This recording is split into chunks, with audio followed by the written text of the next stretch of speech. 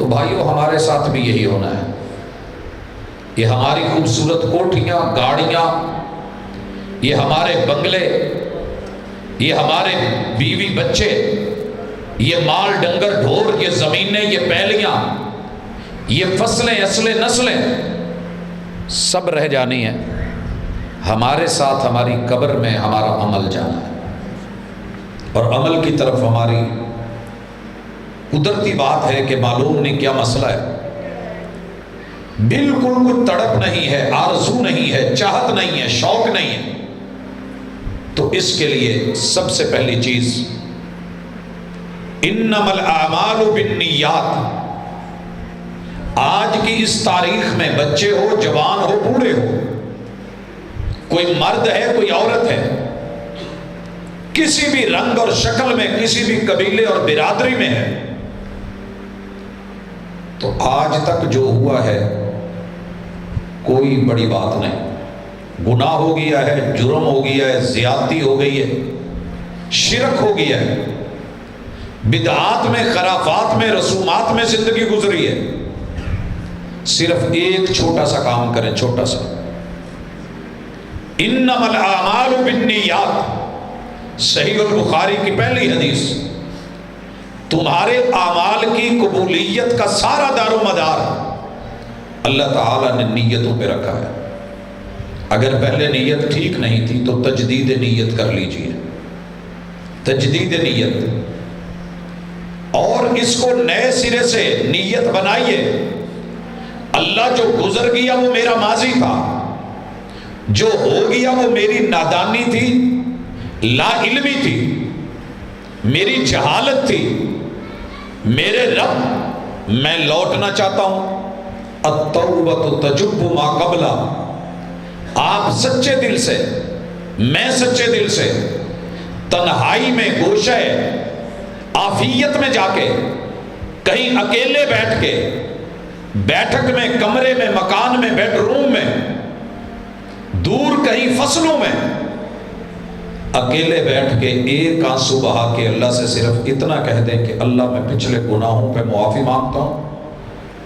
اللہ تعالیٰ صرف گناہ معاف نہیں کریں گے، وہ قادر ایسا ہے، وہ مہربان ایسا ہے کہ وہ تمہارے سارے گناہوں کو نہ صرف معاف کرے گا بلکہ وہ سارے گناہ نیکیوں میں تبدیل کر دے گا. بھائیو، میں نے دنیا میں کوئی بندہ نہیں دیکھا جو کھوٹے پیسے لے کے آپ کو کیس کرنے کی بجائے آپ کو کھرے پیسے دے، اصلی نوٹ دے کے روانہ کر دے اور آپ کی تجوریاں بھر دے. دنیا میں ایسا کوئی انسان نہیں، کوئی بینک نہیں. یہ اللہ الرحمن ہے. کمی بیشیاں ہم سب سے ہوتی ہیں، انسان ہیں، ہر بندے سے خطا ہو سکتی ہے، اونچ نیچ ہو سکتی ہے، فرشتہ کوئی نہیں ہے. اس لیے پہلا کام آج تجدید نیت، کہ اللہ میرے پچھلے ارادے، میری پچھلی باتیں، میرے پچھلے معاملے، میری زندگی اور اس کی اونچ نیچ،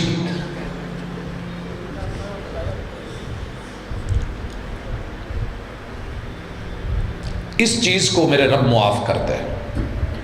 میں نہیں چاہتا کہ میں غلط ہوں. ہو گیا. تجدید نیت کے بعد سچے دل سے توبہ، یہ دوسرا عمل ہے. اور بھائیو، توبہ کے لیے دو چار موٹی موٹی چیزیں یاد کر لیں کہ بندہ پہلے اپنی غلطی کا اقرار کرے، اصرار نہیں، ضد اور انا کا مسئلہ نہ بنائے کہ اچھا ہو گیا ہے کیا کروں.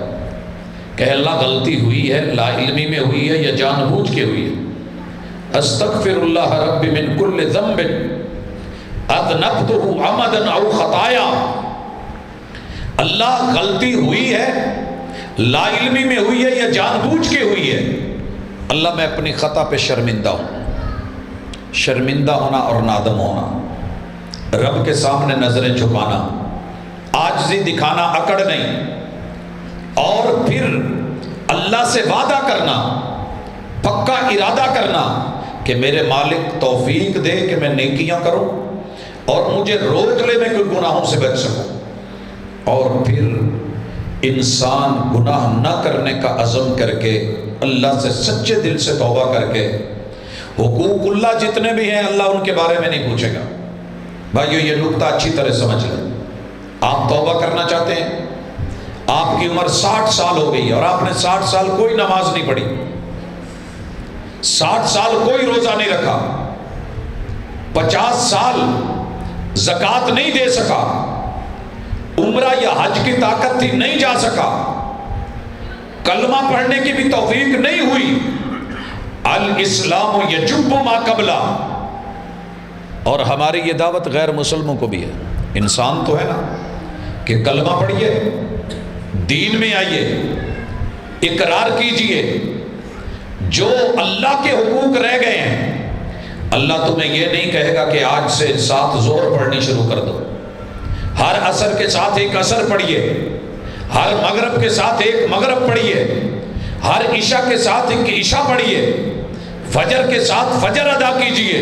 نہیں، جو گزر گیا سو گزر گیا، تو نے غلطی پہ معافی مانگ لی ہے، تو نے توبہ کر لی ہے، تو اسلام لے آیا ہے، تیری ماضی کے جتنے گناہ ہیں وہ میری طرف سے معاف، میرے کھاتے کلیئر ہے۔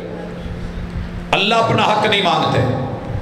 اگر بندوں کا حق ہے حقوق العباد تو وہ آپ کو دینا ہوگا، چوری کی ہے لوٹانی ہوگی، مال کھایا ہے واپس کرنا ہوگا، فراڈ کیا ہے اس تک پہنچنا ہوگا، ظلم کیا ہے زندگی میں اس کے ساتھ بیٹھ کے غلطی کو تسلیم کر کے سر جھکا کے اس تک آج چلا جا، اور وہ تیرے لیے ایک جملہ کہہ دے کہ میں نے معاف کر دیا۔